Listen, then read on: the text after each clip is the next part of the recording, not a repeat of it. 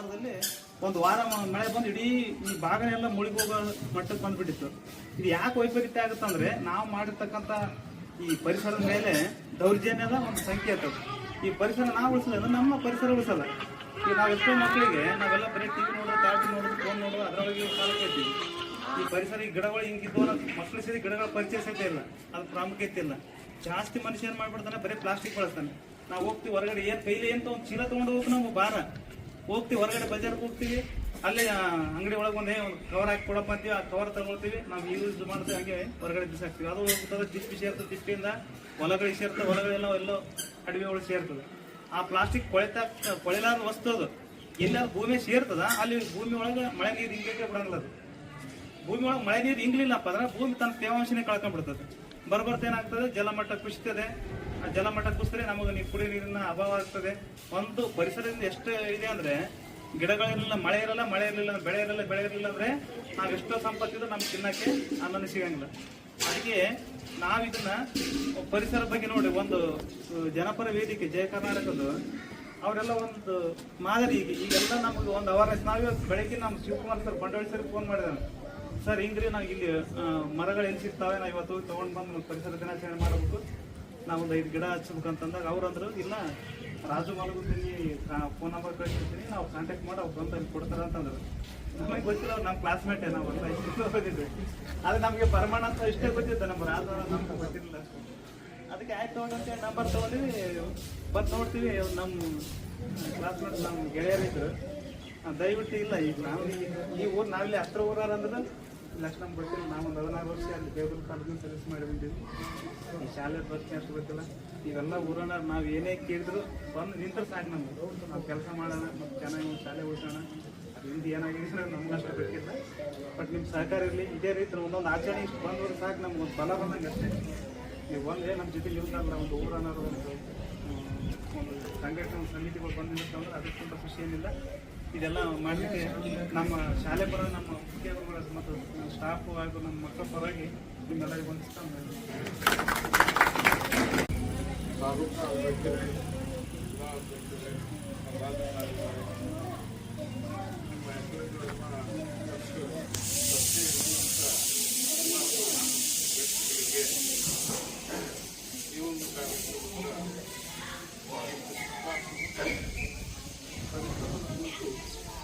ಭಾಳ ವಿಚಾರವಾಗಿ ಬಂದಿರುವಂಥವ್ರು ಮಾತಾಡ್ತಾರೆ. ಪರಿಸರ ಏನಾಗಿರ್ತದೆ ಅಂದ್ರೆ, ಅದಕ್ಕೆ ಬೇರೆ ದೊಡ್ಡ ದೊಡ್ಡ ಪಟ್ಟಣಗಳಲ್ಲಿ ವಾಹನಗಳ ಸಂಖ್ಯೆ, ಅವ ಬಿಡ್ತಕ್ಕಂಥ ಅವೇಗದ ಪರಿಸರ ಕೆಡೋದ್ರಿಂದ ಬೆಸ ಸಂಖ್ಯೆ ಮತ್ತು ಗರಿ ಸಂಖ್ಯೆಯಲ್ಲಿ ವಾಹನಗಳು ಚಲಾಯಿಸಿದ್ರೆ ಅವಕಾಶ ಕೊಟ್ಟರು. ಎಲ್ಲ ವಾಹನಗಳು ಚಲಾಯಿಸಿದ್ರೆ ಪಲ್ಸ್ ಮಾಡ್ತಾರೆ, ಪರಿಸರವನ್ನು ಅಂತೇಳಿ ಈ ಪರಿಸರವನ್ನು ನಾವು ಎಷ್ಟೋ ದಿನ ಈ ಆಚರಣೆ ಮಾಡಿದ್ರೆ ಆಗಲಿಲ್ಲ. ಇವ್ರ ಕುರಿತು ಸ್ವತಃ ನಮ್ಮಲ್ಲಿ ಪ್ರಶ್ನೆ ಬರಬೇಕು. ನಾವು ಬೆಳೆದಿದ್ದೇ ಬಂದಲ್ಲ ಕಾಳಜಿ ವಹಿಸಿದ್ರೆ ಈ ಒಂದು ಕಾರ್ಯಕ್ರಮ ಮಾಡಲಿಕ್ಕೆ ಸಂತೃಪ್ತಿ ಆಗ್ತದೆ ಅಂತೇಳಿ ನಮಸ್ಕಾರ. ಇಂಥ ಒಂದು ಕಾರ್ಯಕ್ರಮಗಳನ್ನ ನೀವು ಬಹಳ ವಿಜೃಂಭಣೆಯಿಂದ ಹಮ್ಮಿಕೊಂಡಿದ್ದರಿಂದ ಬಹಳಷ್ಟು ನಮ್ಮ ಶಾಲೆಯ ಪರವಾಗಿ ನಿಮಗೆ ಧನ್ಯವಾದಗಳನ್ನು ಅರ್ಪಿಸುತ್ತಾ ಈ ಒಂದು ಕಾರ್ಯಕ್ರಮವನ್ನು ಮುಂದೆ ನಡೆಸುತ್ತೀವಿ ಅಂತೇಳಿ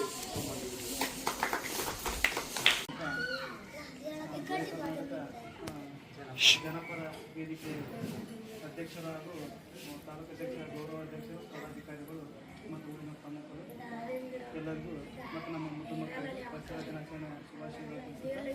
ಈ ಪರಿಸರ ದಿನಾಚರಣೆ ಪರಿಸರ ಪ್ರಾಮುಖ್ಯತೆ ಯಾವಾಗ ಮನುಷ್ಯ ಜಾಗತೀಕರಣ ಇವೆಲ್ಲ ಕೈಗಾರೀಕರಣ ಬಂತಲ್ಲ, ಅವಾಗ ಪರಿಸರ ಬಗ್ಗೆ ಭಾಳ ಮನುಷ್ಯನಿಗೆ ಆಲೋಚನೆಗಳು ಬಂದವು. ಆವಾಗ ವಿಶ್ವಸಂಸ್ಥೆ ಅಂತ ಐತೆ, ನಮ್ಮೆಲ್ಲ 194 ದೇಶಗಳ ಮೇಲೆ ಒಂದು ವಿಶ್ವಸಂಸ್ಥೆ ಅಂತ ಇತ್ತು. ಆ ವಿಶ್ವಸಂಸ್ಥೆ ವಿಚಾರ ಮಾಡಿ 1972ರಲ್ಲಿ ಒಂದು ನಿರ್ಣಯ ಕೈಗೊಳ್ತದೆ. ಇರೋದು ಒಂದೇ ಭೂಮಿ, ಇಡೀ ಜೀವ ಸಂಕುಲಕ್ಕೆ ಇರೋದು ಒಂದೇ ಭೂಮಿ, ಈ ಭೂಮಿ ನಾವು ಉಳಿಸ್ಕೊಳ್ಬೇಕಲ್ಲ ಅಂತೇಳಿ ಒಂದು ಚರ್ಚೆ ಮಾಡಿದಾಗ ಅವರು ಪ್ರತಿ ವರ್ಷ ಒಂದು ಡೇ ಇಟ್ಕೊಂಡು ಈ ಪರಿಸರ ದಿನ ಆಚರಣೆ ಮಾಡೋಣ ಅಂತೇಳಿ ಜೂನ್ 5ರಂದು ನಿರ್ಣಯ ಮಾಡ್ತಾರೆ. ಅದರ ಒಂದು ಸೇವೆ ನೆನಪಿಗೆ ಪ್ರತಿ ವರ್ಷ ಜೂನ್ 5ಕ್ಕೆ ನಾವು ಪರಿಸರ ದಿನಾಚರಣೆ ಆಚರಣೆ ಮಾಡ್ತೀವಿ. ಅದು 1973ರಿಂದ ಪ್ರತಿ ವರ್ಷನೂ ಒಂದೊಂದು ಧ್ಯೇಯ ಇಟ್ಕೊಂಡು ಈ ಪರಿಸರ ದಿನಾಚರಣೆಯನ್ನು ಚೆನ್ನಾಗಿ ಆಚರಣೆ ಮಾಡ್ಕೊತ ಬಂತು. ಇದ್ರ ಉದ್ದೇಶ ಏನಂತಂದರೆ ಪರಿಸರ ಇದ್ರೇನೆ ನಾವೆಲ್ಲ ನೀವು ಬದುಕೋದು ಅನ್ನೋದು. ಈಗ ಯಾಕಂದ್ರೆ ಇದು ಪರಿಸರ ಪ್ರಾಮುಖ್ಯತೆ ಎಷ್ಟೈತೆ ಅನ್ನೋದು ನಮ್ಮ ಕೊರೋನಾ ಟೈಮ್ದಾಗ ಗೊತ್ತಾಯ್ತು. ನಮ್ಮ ಹತ್ರ ದುಡ್ಡಿತ್ತು, ಸಂಪತ್ತಿತ್ತು, ಎಲ್ಲ ಇತ್ತು. ಆದರೆ ಅವಾಗ ಉಸಿರಾಡೋಕೆ ಎಷ್ಟೋ ಕಷ್ಟಪಟ್ಟು ಜನ ಸತ್ತೋದ್ರು. ಒಳ್ಳೆ ಗಾಳಿ ಬೇಕಂದ್ರೆ ನಮ್ಗೆ ಏನು ಬೇಕು?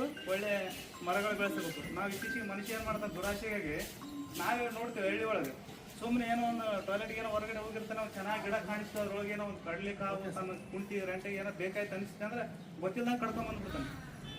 ಮತ್ತು ಕುರಿ ಸಾಕಿದವನು ಯಾರು ಏನು ಅಂತ ಗೊತ್ತಾಗಲ್ಲ, ಹೋಗೋದು ಮರ ಕೊಯ್ಯೋದು ತರೋದು. ಒಟ್ಟು ತಮ್ಮ ಸ್ವಾರ್ಥಕ್ಕಾಗಿ ಏನಾಗಿಬಿಡ್ತದೆ, ಗಿಡ ಮರಗಳೆಲ್ಲ ಸಂಖ್ಯೆ ಕಡಿಮೆ ಹಾಕೋತ ಬಂದದು. ಈ ನಾವು ಗಿಡ ಮರಗಳು ಬೆಳೆಸೋದು ಹೋಗೋದು ಬಿಟ್ಟು ಬರೀ ಕತ್ತರಿಸಿ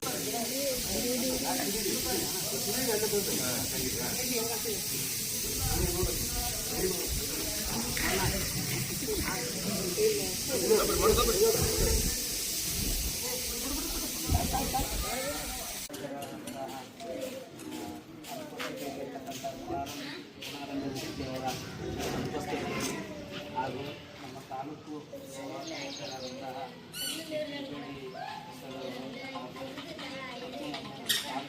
ಅಧ್ಯಕ್ಷರಾದಂತಹ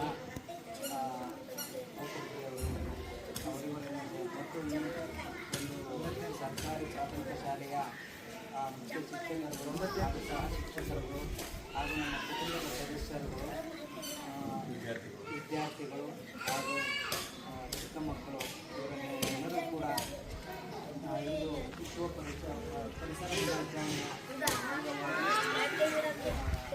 ಆರಂಭಿಕ ಶುಭಾಶಯಗಳನ್ನು ಕಂಟು ಸಾಲಿಗೆ ಬಾ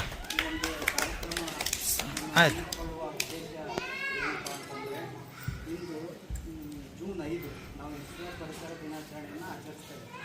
ಈ ದಿನಾಚರಣೆಯನ್ನು ಯಾಕಪ್ಪ ಆಚರಿಸ್ತೇವೆ ಅಂತಂದರೆ ನಮಗೆ ಒಂದು ಪರಿಸರ ಎಷ್ಟು ಬಹುಮುಖ್ಯವಾಗಿದೆಯಪ್ಪ ಅಂತಂದರೆ ನಮ್ಮ ಪರಿಸರದಿಂದಲೇ ನಾವು ಕೂಡ ಇದ್ದೀವಿ ಅನ್ನುವ ನಿಟ್ಟಿನಲ್ಲಿ ಈ ದಿನಾಚರಣೆಯನ್ನು ಆಚರಿಸ್ತೇವೆ. ಹಾಗಾಗಿ ಪ್ರತಿಯೊಬ್ಬರು ಕೂಡ ಈ ಪರಿಸರವನ್ನು ಉಳಿಸ್ಬೇಕು, ಬೆಳೆಸಬೇಕು. ಹಾಗೂ ಇದು ಪ್ರತಿಯೊಬ್ಬರು ಕೂಡ ಮೂಲಭೂತ ಹಕ್ಕುಗಳಾಗಿ ಉಳಿಬೇಕಂತ ತಿಳಿಸೋಕ್ಕೆ ಇಚ್ಛೆ ಪಡ್ತೇನೆ. ಹಾಗೂ ಈ ವಿಶ್ವ ಪರಿಸರ ದಿನಾಚರಣೆಯನ್ನು ವಿಶ್ವಸಂಸ್ಥೆ 1972ರಲ್ಲಿ ಪ್ರಾರಂಭ ಮಾಡ್ತಾರೆ. ಯಾಕಂತಂದರೆ ಈ ಭೂಮಂಡಲವನ್ನು ಉಳಿಬೇಕಪ್ಪ ಅಂತಂದರೆ ಪರಿಸರವನ್ನು ನಾವು ಜಾಗೃತಿಗೊಳಿಸ್ಬೇಕು. ಪ್ರತಿಯೊಂದು ಗಿಡ ಮರಗಳು ಭೂಮಿ ಮೇಲೆ ಇದ್ದಿದ್ದೇ ಆದರೆ ನಮ್ಮ ಸಮತೋಲನವನ್ನು ಕಾಪಾಡ್ತದೆ, ಹಾಗೂ ನಮ್ಮ ಮಾನವ ಸಂಕುಲ ಉಳಿತದೆ, ಹಾಗೂ ಸಸ್ಯಜನ್ಯಗಳು ಕೂಡ ಈ ಭೂಮಿ ಮೇಲೆ ಎಲ್ಲರಿಗೂ ಕೂಡ ವಾಸಸ್ಥಾನ ಆಗಿದ್ದರಿಂದ ಇದನ್ನು ನಾವೆಲ್ಲ ಉಳಿಸ್ಬೇಕು, ಬೆಳೆಸ್ಬೇಕು. ಹಾಗೂ ಇದು ಪ್ರತಿಯೊಬ್ಬರ ಮೂಲಭೂತ ಹಕ್ಕು ಆಗಬೇಕು ಅಂತೇಳಿ ಇವತ್ತು ದಿನ ಇಷ್ಟಪಡ್ತೇನೆ. ಎಲ್ಲದೆ ಹಾಗೂ ಈ ಒಂದು ದಿನಾಚರಣೆಯ ಅಂಗವಾಗಿ ಮನೆಗೆ ಹೋಗು. FMCಗೆ ಹಾಕೋದು ಗೌರವ ಅಧ್ಯಕ್ಷರು ತುಂಬ ಕಾಳಜಿ ತೋರಿಸಿದ್ದಾರೆ. ಅಲ್ಲಿ FMCಗೆ ಹಾಕೋದು. ಅಲ್ಲಿ ಅಂಗಡಿ ಬಜಿ ಅಂಗಡಿ ಆದರೂ ಒಂದು ಗೊಬ್ಬರ ಅಂಗಡಿ ನಾವು ಕುತ್ಕೊತಾರೆ. ಮನೆಗೆ ಹೋಗಿ ಮುಖಕ್ಕೆ ತೊಗೊಂಬ ಫಸ್ಟ್. ಈ ದಿನವೂ ಕೂಡ ನಾವು ಇಂಥ ಆಚರಣೆ ಮಾಡಬೇಕು, ಪರಿಸರ ನಾ ಬರ್ತೀನಿ ಮನೆಗೆ ಅಂತ ಹೇಳ್ತೀನಿ. ಹಾಗೂ ಈ ಒಂದು ಮುಖ್ಯ ಶಿಕ್ಷಕರು, ಸರ್ಕಾರಿ ಶಾಲೆಯ ಮುಖ್ಯ ಶಿಕ್ಷಕರು ಕೂಡ ಈ ಒಂದು ಕಾರ್ಯಕ್ರಮದಲ್ಲಿ ಪಾಲ್ಗೊಂಡಿದ್ದಾರೆ. ಅವ್ರಿಗೆ ತುಂಬ ಹೃದಯದ ಧನ್ಯವಾದಗಳು. ಈ ಒಂದು ಪರಿಸರ ದಿನಾಚರಣೆಯ ಕುರಿತು ಅವರು ಕೂಡ ಒಂದೆರಡು ಮಾತಾಡೋದಕ್ಕೆ ನಾನು